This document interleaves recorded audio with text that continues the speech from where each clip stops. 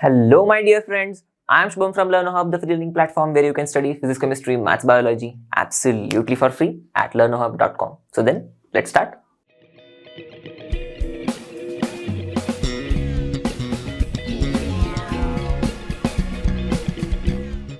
So, in this video, students, we are going to continue our Class 9th ICSE, chapter number 7th, study of gas laws. In the previous video, we have studied about the Boyle's law. We have solved some questions. Now we are going to study about the Charles law and the Gay-Lussac's law in this video. And we also are going to, Charles law and the gas equations and the gas equation, not the Gay-Lussac law in this video. And along with that, we are also going to see some questions as well, so that we would get a good idea, good understanding of these two laws. So without wasting much time, let's start and let's rock.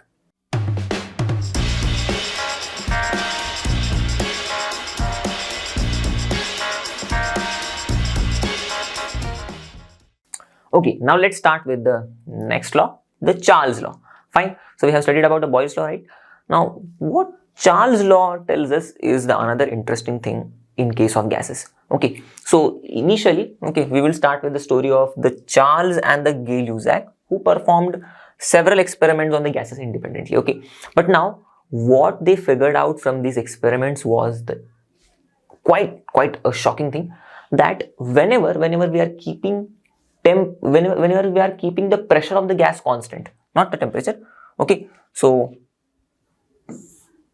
pressure of the gas constant, and for when we are talking about the fixed amount of gas. So for a fixed mass of gas, so I'm now having this fixed mass of gas. I'm making sure that the pressure of this gas remains constant. The pressure exerted by the gas, it's remaining constant. So for the fixed mass of gas, at constant pressure of the gas, fine, what they observed was the volume is increasing when we are increasing the temperature of the gas. Fine, clear? The volume of the gas is increasing when we are increasing the temperature, and the vice versa. They observed that the volume was decreasing when we are decreasing the temperature. Fine. Now let's try to get a much more detailed understanding of this thing. So how they figured out was, what they observed was when the temperature was rising by 1 degree.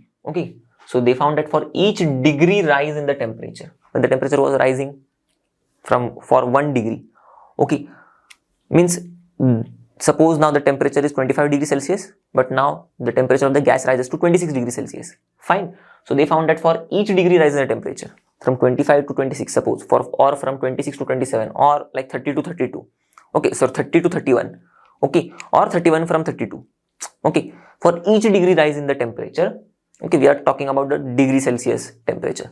So for each degree rise in the temperature, what they observed was the volume of the gas is increasing by 1 by 273.15 of the original volume of the gas at 0 degrees Celsius. Now I have told you this thing, it would be like a bouncer for you. Fine, don't worry, no need to go into this detail, because they only made it simple for us. For example, suppose we are talking about, if we want to understand what they have observed here, or how much amount of increase in the volume is being observed. So from this statement, we could easily figure out that they found that for each degree rise in the temperature, which means that for every degree rise in the temperature, volume of the gas is increasing by some factor, right? By some thing, by some amount. Now no need to get into the details of that, what amount is that thing, but simply we can understand that when the temperature is rising, with each degree rise in the temperature, the volume is also increasing, right? When temperature is rising, volume of the gas is also increasing. Clear? Now suppose at 0 degrees Celsius, the volume of the gas is V0, and at T degrees Celsius, means like it would be 25 degrees Celsius or 26 degrees Celsius, the volume of the gas is Vt. So based on their observation, what they did is they formulated, okay, a simple formula in order to calculate the volume of the gas at T temperature or any temperature, okay, like 30, 35, 40 degrees Celsius, any temperature, okay. And that formula is simply this: Vt is equals to V0 plus T upon 273.15 into V0. Okay, now here we all know Vt and V0 are, okay, the volume of the gas at T degree Celsius and 0 degree Celsius, correct? T is the temperature, T degree Celsius, 273.15, and V0, again the volume of the gas at the 0 degree Celsius. Fine. So if we would rearrange the formula, what would happen? Okay, Vt is equals to V0. We are taking out V0, okay, common. So Vt is equals to, fine, that when we are taking the V0 common, so what would happen? V0 into 1 V0, fine, plus V0 into T by 273.15, okay, V0 into T by 273.15. So just we have taken the common, fine. Now why we are going to see these equations? This equation is going to lead us to understand a new scale of temperature. How? Let's see. So if I would just again rearrange it in this way, okay, Vt, okay, is equals to V0, fine. If I would cross multiply these things, so it would be 273.15, okay, into T, so plus T, right, means 273.15 into 1, 273.15, plus, okay, 1 into T is T, so 273.15 plus T upon 273.15, fine, clear. Now this thing, if this is plus,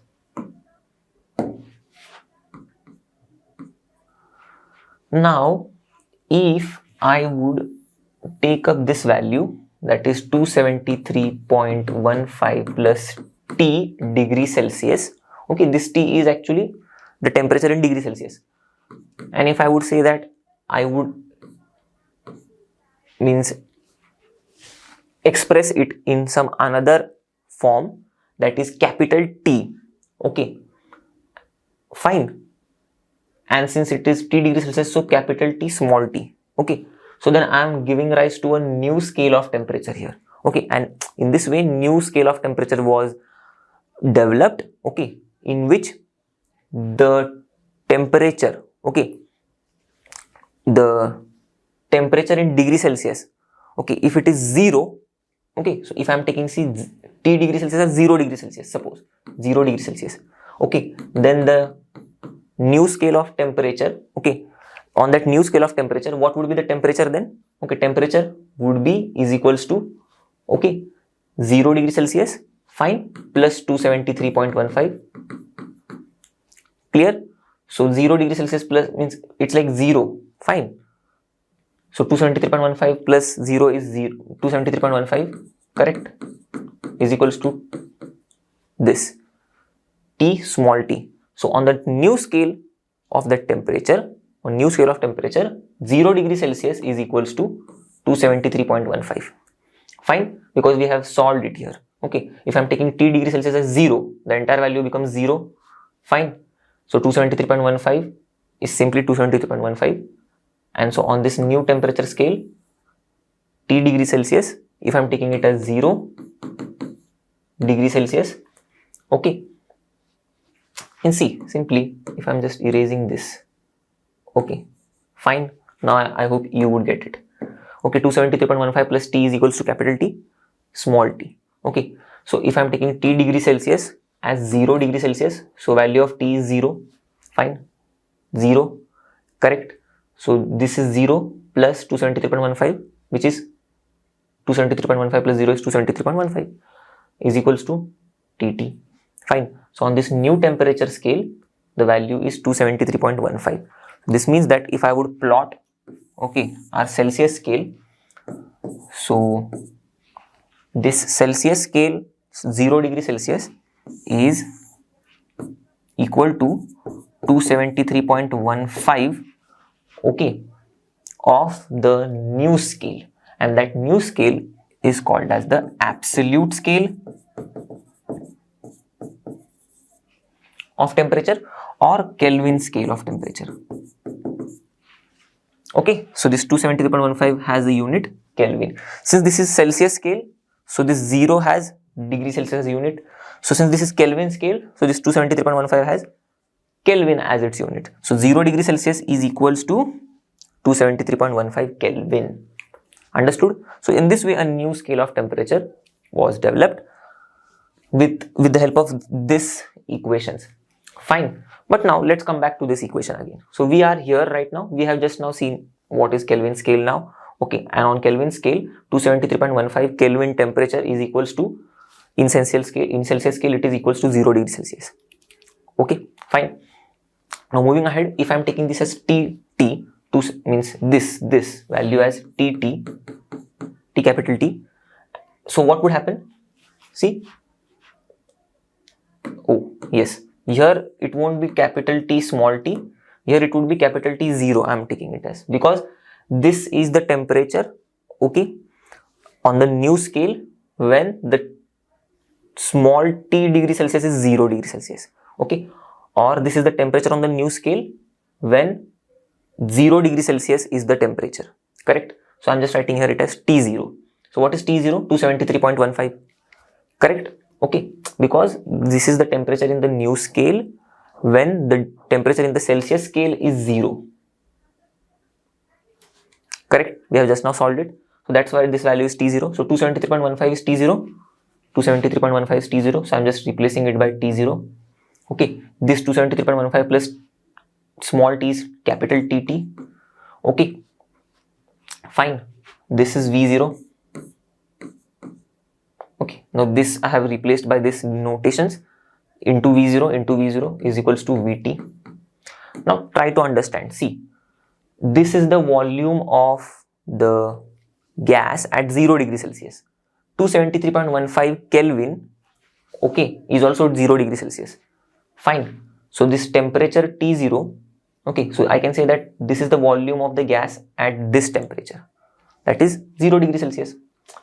You can get the point, right? This T0, 273.15 Kelvin, okay, or 273.15, okay, is the temperature on the new scale. Fine. But 273.15 is equal to 0 degree Celsius, correct? So T0 is equal to 0 degree Celsius. Fine. Clear? And this, we know that V0 is the volume of the gas at 0 degree Celsius, correct? So volume of the gas, we can say that V0 is the volume of the gas at T0 temperature, right? Because T0 is 0 degree Celsius. Clear? And Vt is the volume of the gas at capital T small t. Why? Because we know Vt is the volume of the gas at T degree Celsius. Okay, but we know that T degree Celsius can be expressed in the form of some another temperature scale, okay, which is capital T small t, correct?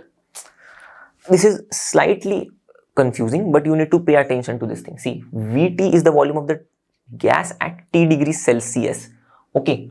So this T degree Celsius, if I would add it into 273.15, I would get a temperature, okay, of Kelvin scale. Clear? But it means the same thing, okay. Temperature at degree Celsius scale or temperature at Kelvin scale, okay. This volume of the gas is simply the temperature at T degree Celsius or T small t Kelvin, okay. This one. So if I would just rearrange this thing, what would happen? If I'm taking this Vt, okay, if I'm taking out this V0, okay, here, so Vt upon V0, okay, here V0 goes here, okay, so it becomes Vt by V0, fine. So then this is Tt by T0, correct? And if I would again rearrange, suppose I'm taking out this Tt here, okay, so I'm just writing here itself, okay, Vt upon, okay, Vt upon Tt here, fine. So Vt upon Tt, V0 goes there, so it becomes V0 upon T0, fine, V0 upon T0. Clear? Now till this equation, I hope it's very clear to you. Now see here, if I'm taking this Vt upon Tt is equals to V0 upon T0, this thing here, Vt upon Tt is equals to V0 upon T0, okay, Vt upon Tt is equals to V0 upon T0.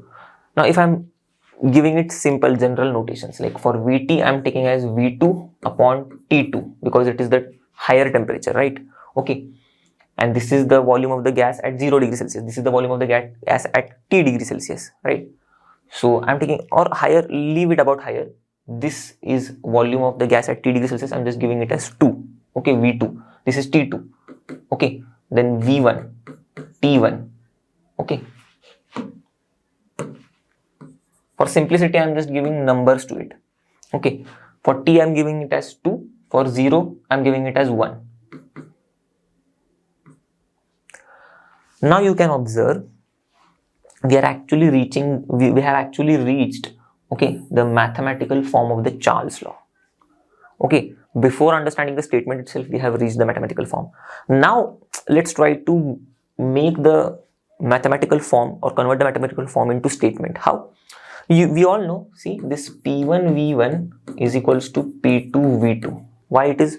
Because P1 V1, okay, is equals to K, P2 V2, okay, sorry, P2 V2 is equals to also K, right?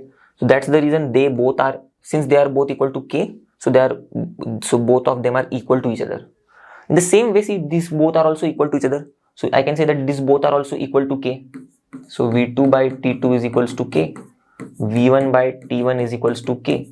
This means that if I would remove this 2 or 1, it simply means, okay, if I would generalize this, okay, this V2 is the temperature, some temperature, T2 is the, oh sorry, V2 is the volume of the gas at temperature T2, V1 is the volume of the gas at temperature T1. So if I would just simplify it, okay, into V upon T, okay,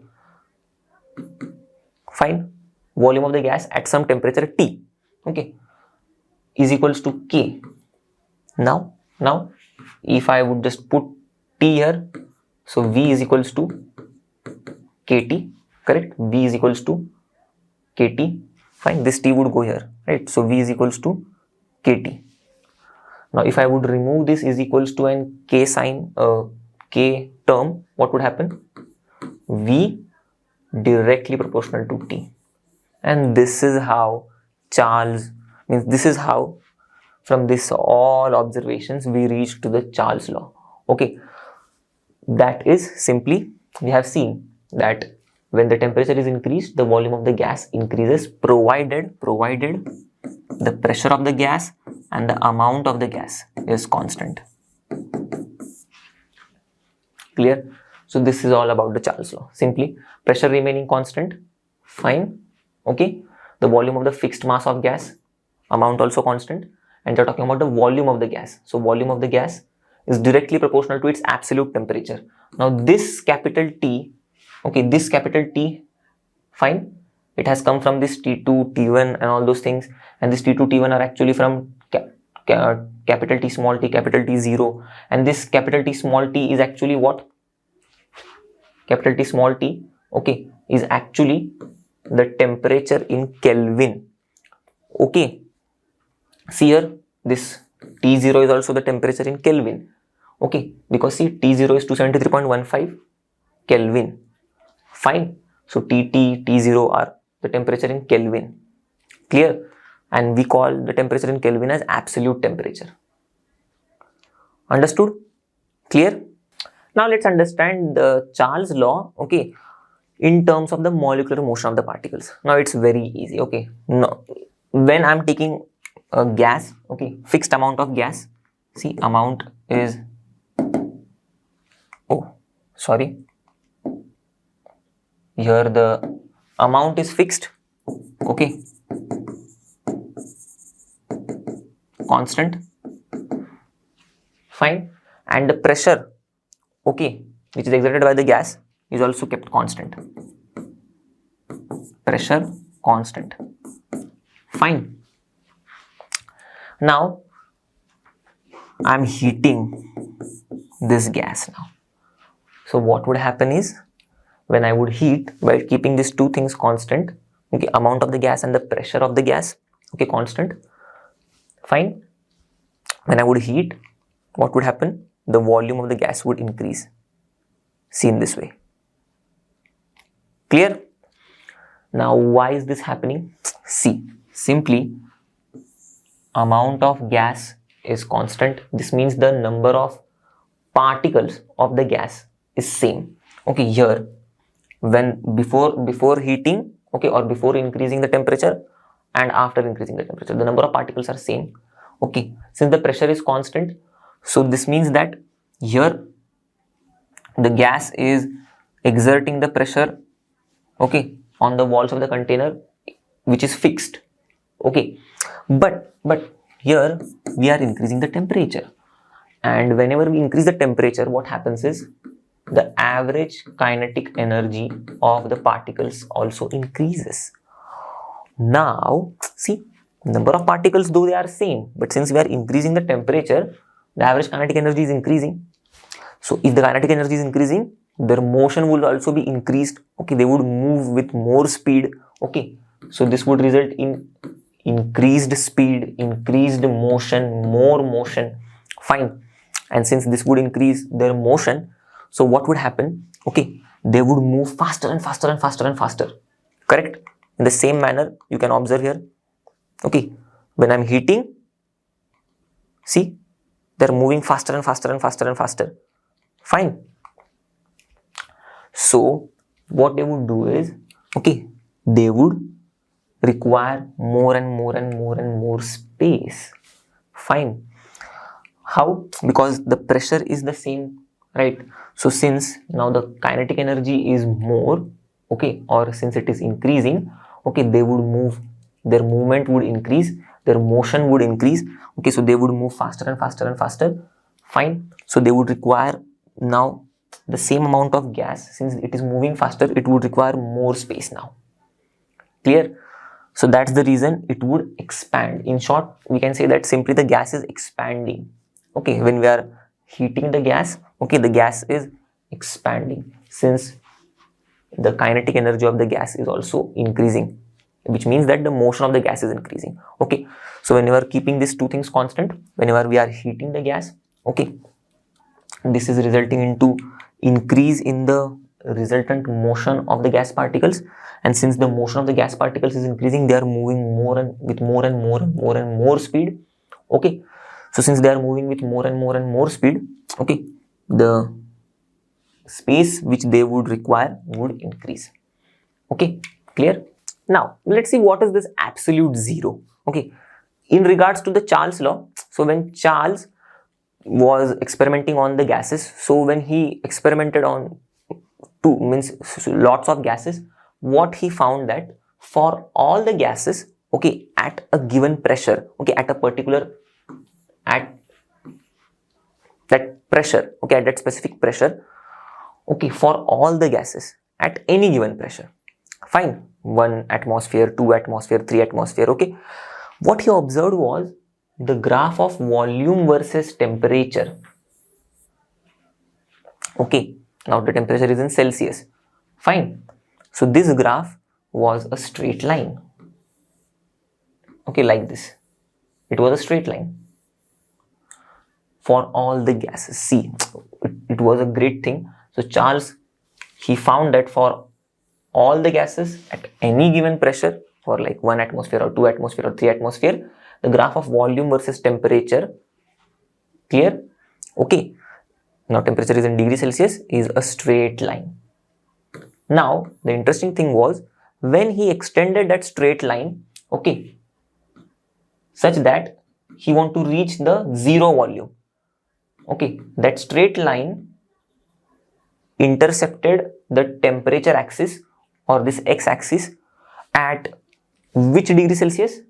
This minus 273.15 degrees Celsius. Now what does this mean? Okay, let me explain you. Okay, this is a quite simple thing. When we say that when we extend this line, okay, to the zero volume, see here, the volume here is zero.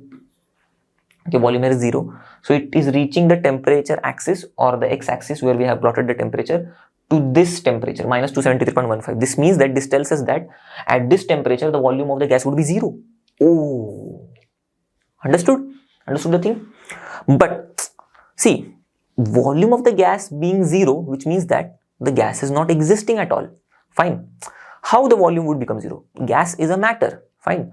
And matter always occupies some space. Correct? It has some mass. It occupies some space.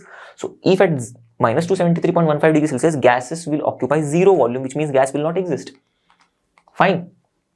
But in practicality, in reality, that temperature, which is minus 273.15 degrees Celsius at this cold temperature, when we means like it is an imaginary temperature. Fine. It is we are not able to attain to that. We are not able to get to that temperature, that low temperature. Okay, so it is an imaginary temperature, but before that temperature itself, our gases liquefy. Okay, they get converted into the liquid state, because we all know when we decrease the temperature, okay, what is happening?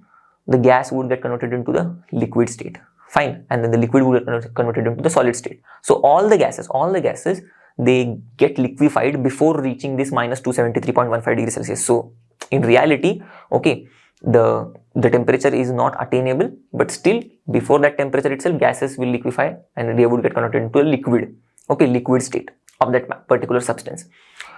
So this thing, okay, is an imaginary or theoretical or like a theory concept, okay, which is actually not applicable practically, but still this temperature, okay, which is an imaginary temperature, okay, the lowest imaginary temperature, okay, at which we are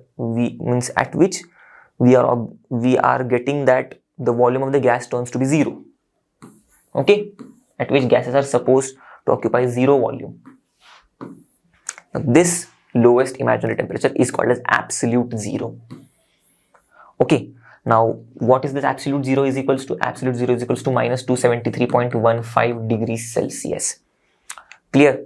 Now if I would substitute this value, okay, minus 273.15 degrees Celsius here, okay, like suppose I would just modify this a bit. Vt is equals to V0 into 273.15 plus T upon 273.15.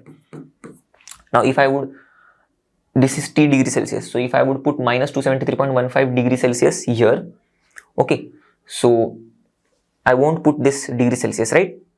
This is T degrees Celsius. This is T is the temperature in degrees Celsius. So what is the temperature? Minus 273.15. So if I would put here minus 273.15, simply see minus 273.15 here, what would happen?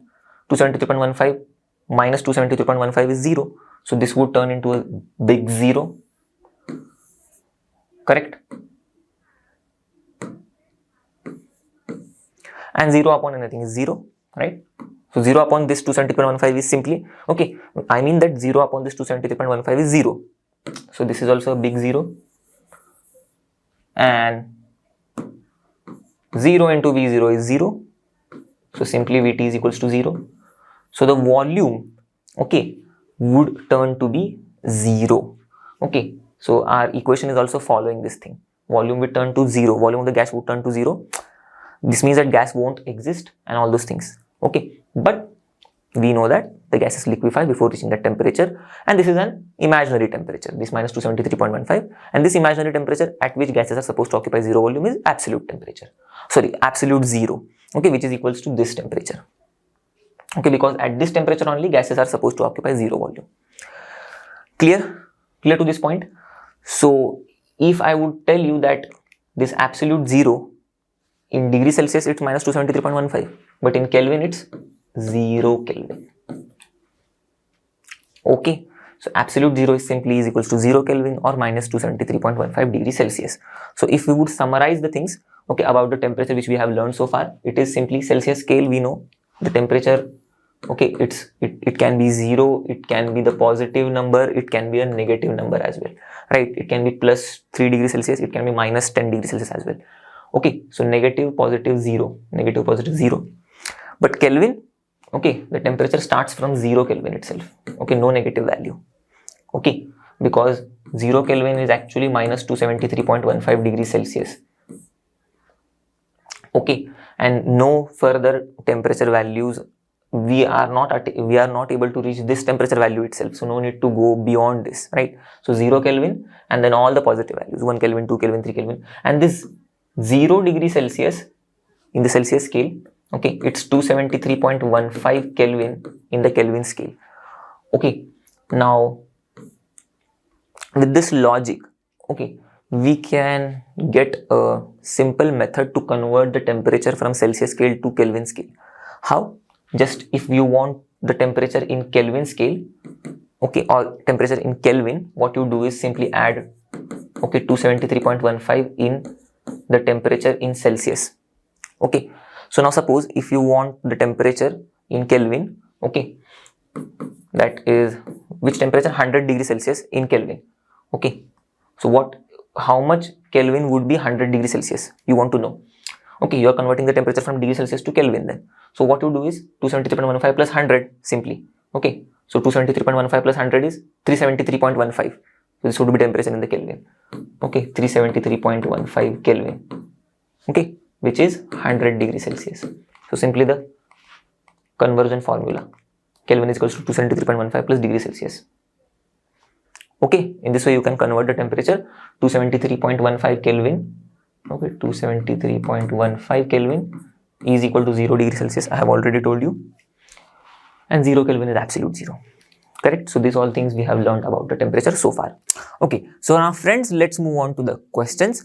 So the question is on the screen. You can pause the video here. You can read it. Okay, and you can try on your own by using the Charle's law, whatever we have studied throughout right now, till now about the Charle's law. You can use that and you can solve the question. Okay, so I hope you would have given a try. Okay, definitely some of me would have means reached to the correct answer, but maybe some of you wouldn't have reached to the correct answer. No problem. Okay, I will explain you the approach, how to find the answers or how to find the solutions of such questions.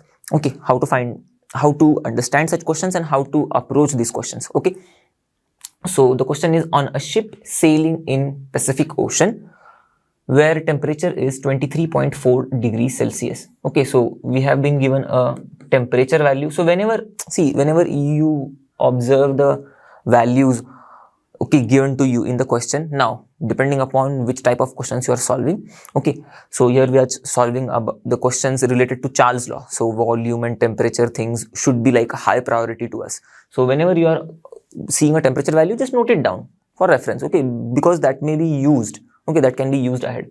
So on a ship sailing in Pacific Ocean where temperature is 23.4 degrees Celsius, a balloon is filled with 2 liters air. Okay, so again 2 liter volumes value. Okay, so balloon is filled with 2 liter air. Fine. On the Pacific Ocean, on a ship. So superb, right? So that's a very interesting scenario now. Now what they are asking us is, what will be the volume of the balloon when the ship reaches Indian Ocean? Wow. So ship sails throughout from the Pacific Ocean and reaches the Indian Ocean, and now they are asking what's the volume of the balloon, okay, when it is reaching Indian Ocean, where the temperature is 26.1 degrees Celsius. Okay, now again the temperature value 26.1 degrees Celsius, correct? Okay, so in Pacific Ocean where the ship is present, okay, initially there the temperature is 23.4 degrees Celsius. When it reaches Indian Ocean, okay, later on the temperature there is 26.1 degrees Celsius, and the balloon which is filled, okay, on the ship when it is in Pacific Ocean, it is filled with the air, okay, and the volume of the balloon here is 2 liter. Okay, initially when the ship was at Pacific Ocean, okay, because here it is given a balloon is filled with 2 liters air. Okay, so volume of the gas is given to us, correct? Fine, so I'm just writing V here, simply V. Okay, and since it was initially, okay, in our question this was the initial time, so I'm just writing it as V1. So V1 is 2 liters. Okay, now this is the temperature, okay, when the volume of the gas is 2 liters, correct? So this would obviously become T1. But there is a problem here, okay? There is a catch. You may, means in a hurry, or by seeing just the temperature values, you may just take this temperature value in degrees Celsius as it is, but you may go wrong, okay? Because the Charle's law is the volume of the gas is directly proportional to the absolute temperature of the gas, okay? Now, absolute temperature means, you should not miss this catch, okay? Absolute temperature means the temperature in Kelvin, okay? So here you have to convert the temperature to Kelvin. So whenever you are trying to solve the questions based on Charle's law, okay, you have to convert the temperature into Kelvin. Now you would be saying, sir, how you figured out we can solve this question based on the Charle's law? We will get to that point later, okay? But initially you just remember, here we are just converting the temperature from degrees Celsius to Kelvin. Later on you would get to know, okay, clearly. So 23.4 degrees Celsius, if you want to convert it to Kelvin, then we have to just add 273.15 into the temperature in degrees Celsius, right? So 23.4. Fine. Now you would get the temperature in Kelvin, okay, simply. So now just it's simple addition thing, but here 0.15, 0.40, fine, okay, 0.40. So 505, okay, and then 145, okay, 0.3 plus 3 6, 7 plus 2 9, and it's just 2, okay? So 296.55 Kelvin, okay? So I'm just rubbing this entire thing. I'm just writing 296.55 Kelvin. You can add it on your own and get the answer, right? 296.55 Kelvin. Clear? In the same way we have to do for this also. Now see, when the ship is sailing through Pacific Ocean and when it is reaching Indian Ocean, the temperature, okay, there, where the ship is present in the Indian Ocean, the temperature there is 26.1 degrees Celsius. So this is the temperature given to us after, means the scenario, okay, after the initial point of time. Fine, initially the ship was at Pacific Ocean, now it is in Indian Ocean. So it is given when the ship has sailed through the Pacific Ocean and reached the Indian Ocean, correct? So this would be then T2, since this is T1, the temperature okay, given to us when the ship was sailing in the Pacific Ocean. This is T1, so this would be T2 because ship has reached the Indian Ocean now. Fine. So T2 is 26.1 degrees Celsius, but we need to convert it into Kelvin. So same thing, we need to add it into 273.15. I'm just simply doing here itself. Okay, so 5, 2, 9, 9, and then 2, 299.25. So, 299.25. I'll just simply write it here. 299.25 Kelvin. Okay, and here it is 26.1 degrees Celsius. Fine. Now, what they are asking us, what will be the volume of the balloon when the ship reaches Indian Ocean? So this is the question. Okay. Don't just get lost into the data so much that you just forget about the question itself, what we are talking about here. Fine. So what will be the volume of the balloon when the ship is reaching Indian Ocean? Fine. So I will just draw a pictorial representation here. It is Pacific Ocean. When we have filled the balloon, here the volume of the balloon is 2 liters, means volume of the air inside the balloon is 2 liters. Okay, temperature is around 296.55 Kelvin. Fine. And then the ship sails through and reaches Indian Ocean. Now again, here, okay, I'm just writing I. Okay, what is the volume of the balloon? Okay, when the ship reaches Indian Ocean, and they have given us the temperature as 299.25 Kelvin. So from this we can understand one thing. Okay, the air which is filled in the balloon, okay, nothing is given about the amount of the gas or amount of the air which is filled in the balloon, right, in the question. But it's like quite understandable that since we are talking about the same balloon, so we are talking about the same amount of air, because we are not, because in the question they haven't given us that some amount of air has been added into the balloon or some amount of air has been reduced from the balloon. No, about the amount of air they haven't given us any information. But by reading the question, we can understand that they're talking about the same balloon. This means the amount of air inside the balloon hasn't changed. Fine. So amount is not changing. So amount is constant. Okay, clear? It's constant. Amount of the air or amount of the gas. Now, another thing here is, see, the temperature is changing. Okay. But you can observe the ship is sailing in Pacific Ocean. It is reaching to the Indian Ocean. Okay. So it is in the ocean itself. Okay. So the pressure, okay, hasn't changed. Correct? So here the pressure is also constant. Now these two things are constant. Now we are seeing that the temperature is changing from 296.55 to 299.25 Kelvin. Okay, fine. The temperature is changing, and this is the temperature in the absolute, means absolute scale of temperature, or temperature in Kelvin. Okay, or we can say this as absolute temperature. So the temperature is changing. Now they are asking us what would be the volume. Now we know from the Charles law that whenever we are keeping the amount of gas constant, pressure of the gas constant, correct? Fine. Then if there is change in the temperature, okay, or if the temperature is increasing, then the volume of the gas also increases.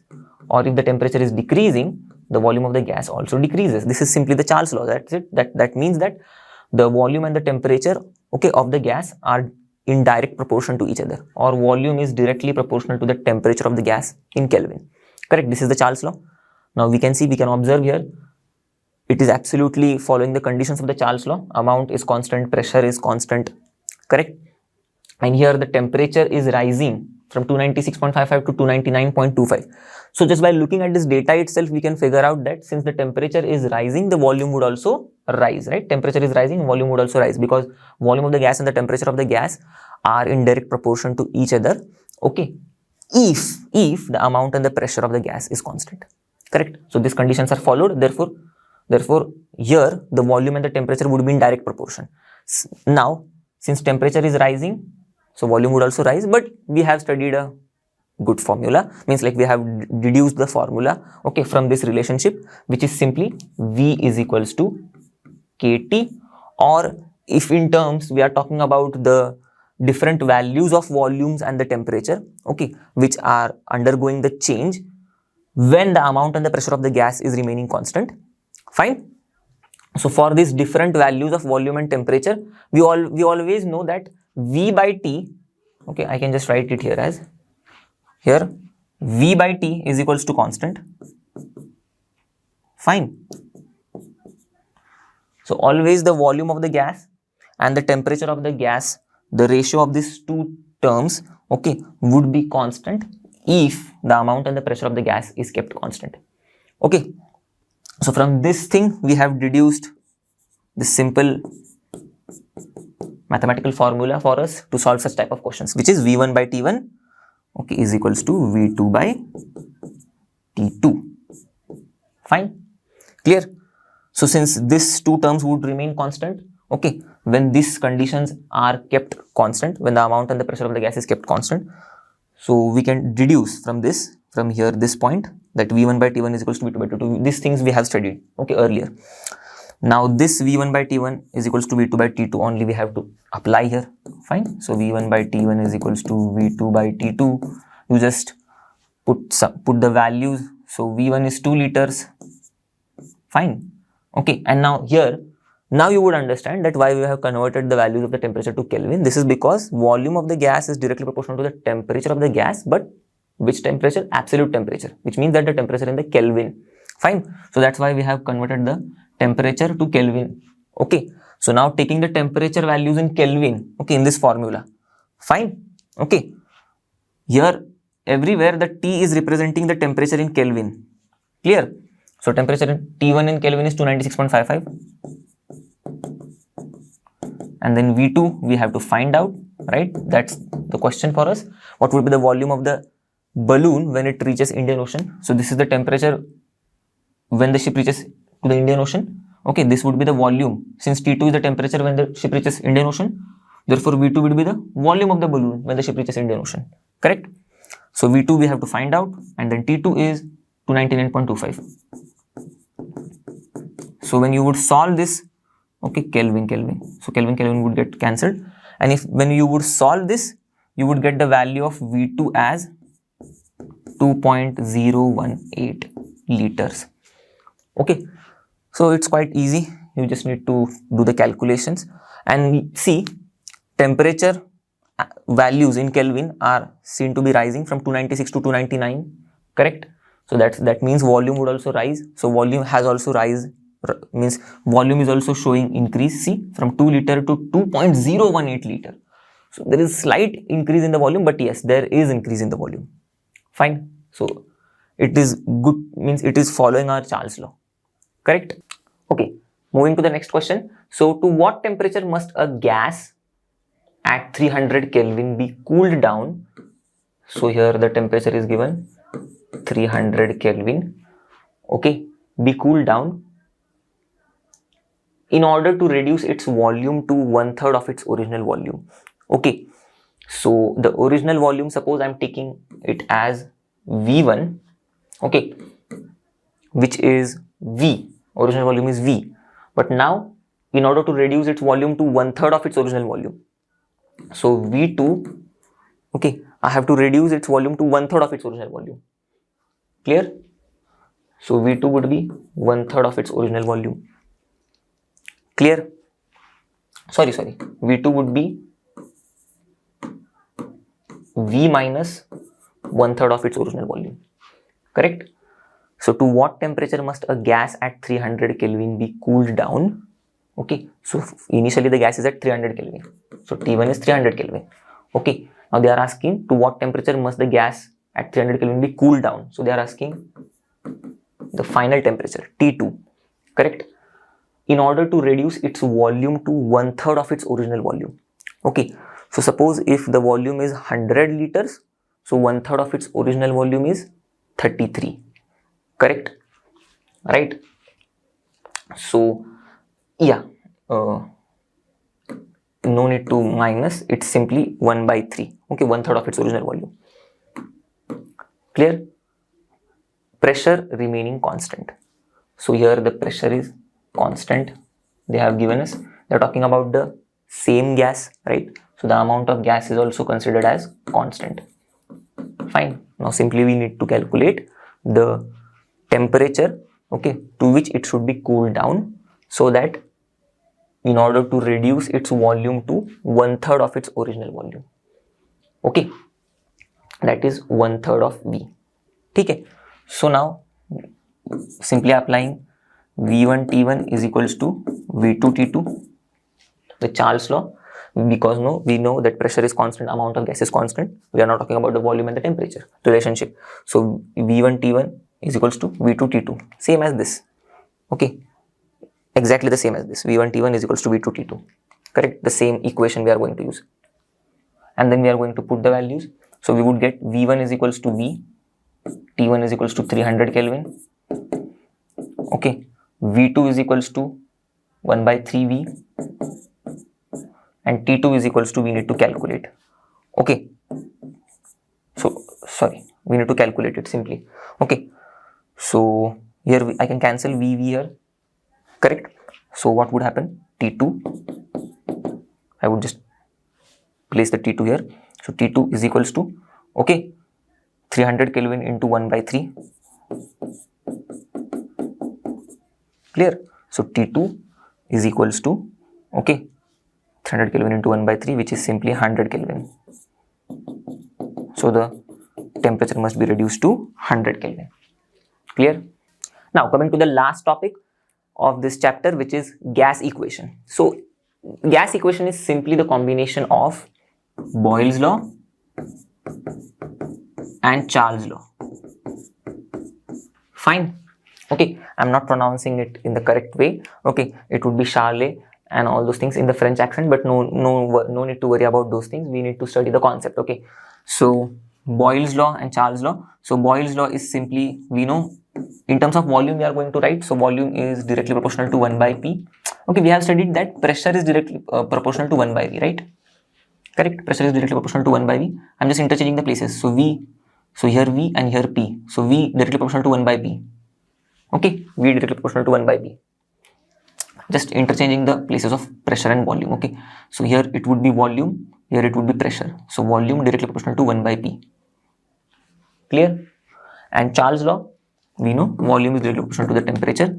Now, by combining these two laws, we would get volume is directly proportional to temperature and it is directly proportional to 1 by P, right? So I'm just going to write here as 1 by P. Fine. So no need to write into 1, means here it's understood. If I would combine these two laws, okay, I know volume is directly proportional to 1 by P. So here see, volume is directly proportional to 1 by P.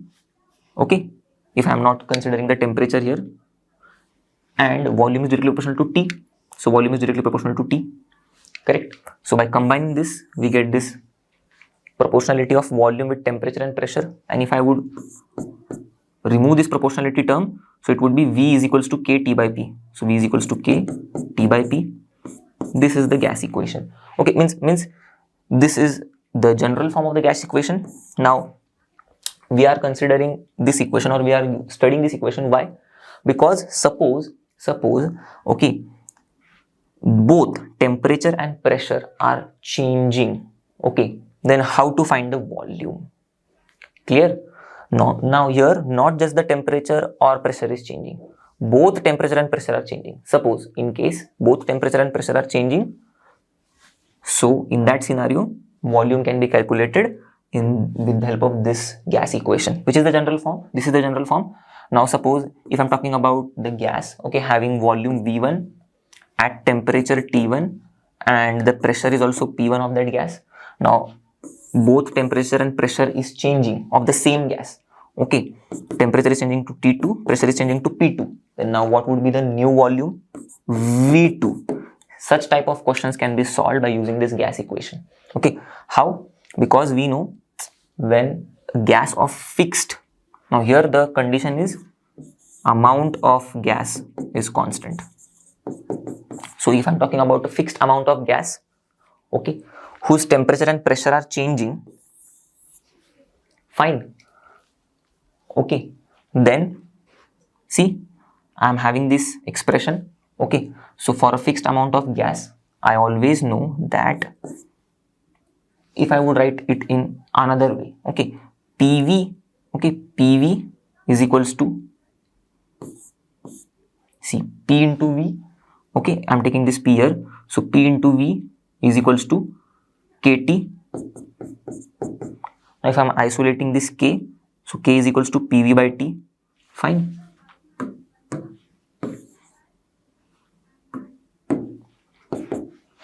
So now just like the Boyle's law and Charles' law, we can also figure out that, okay, when the amount of gas is constant, the product of pressure and volume divided by the temperature of that particular gas is always constant, right? So this means that, okay, now whenever the amount of gas is fixed, okay, now a particular gas is having pressure P1, volume V1 at temperature T1, okay, and if both, okay, and if suppose the same amount of gas pressure is changing to P2, volume V2 and temperature T2, okay, so I know this product is equals to K, this product is equals to K, okay, whenever the gas amount of gas is same, okay, so I'm considering the amount of gas is same. So for the same amount of gas at pressure P1, volume V1 and temperature T1, the answer would be K. For the same amount of gas at pressure P2, volume V2 and temperature T2, the answer would be the same constant K.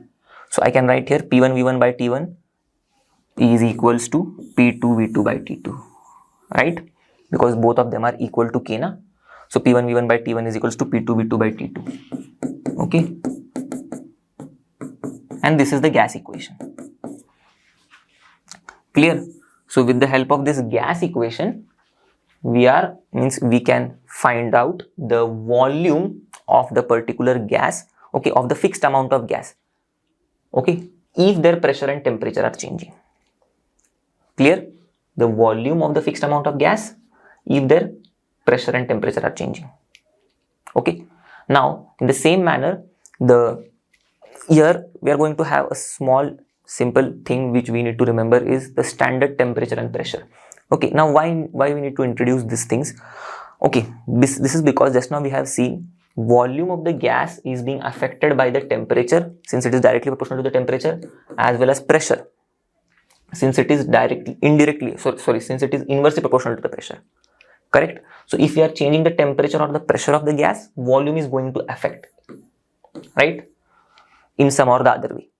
So if we want to express volumes of the gases, okay, for example, I want to express the volume of oxygen gas or hydrogen gas or nitrogen gas. Okay, but now I know it would be a pain for me to express the volume by writing the temperature at which the volume is measured and the pressure at which the volume is measured. Okay, so for simplicity we say that at standard temperature and pressure the volume of the gas is this. Okay, this means that what is the standard temperature? Standard temperature is 0 degrees Celsius, standard pressure is 1 atmosphere. Okay, so instead of every time, okay, giving the info of the volume of the gas would be painful if we would write the volume of the gas at this temperature and this pressure. Okay, that particular temperature and particular pressure. Okay, the volume of oxygen gas, okay, volume of hydrogen gas at this temperature and suppose X temperature, X pressure. Okay, volume of nitrogen gas, okay, at Y temperature or X temperature, X pressure. Okay, so always there would be need to specify the temperature and pressure, correct, separately.